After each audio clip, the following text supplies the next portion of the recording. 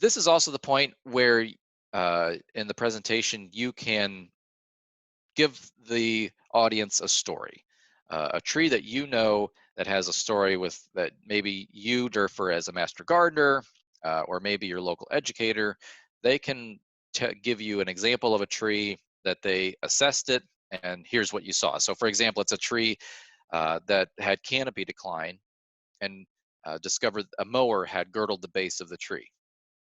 So I'd recommend that at this point, this is pretty much the end of the presentation, but at this point, you put in something that a story that you can speak to. Now, I've added a few extra slides that you don't have. This is just my example of that. This is my true story. And so in this case, the homeowner who had called the extension office, they had this hackberry and they were very focused upon the canopy. Oh, the leaves are stunted. It's not growing very well. The branch tips are dying back. And multiple phone calls ensued, and we're focusing on the canopy. And I'm like, I don't know what would be causing this to a hackberry. So I went and I visited this site.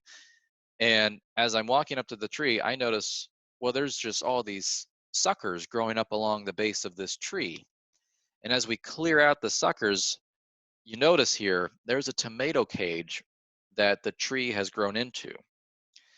And that's the actual cause. We were trying to think what bug or disease is causing this tree to slowly decline and die. Turns out the homeowner here had placed this tomato cage around the tree to protect it as a young sapling from deer browse, and had just forgot about it and had left it on for years and years, and eventually the tree grew into it, and eventually this tree did wind up dying just because it was too much of a stress to this tree. It could not overcome being surrounded by a tomato cage.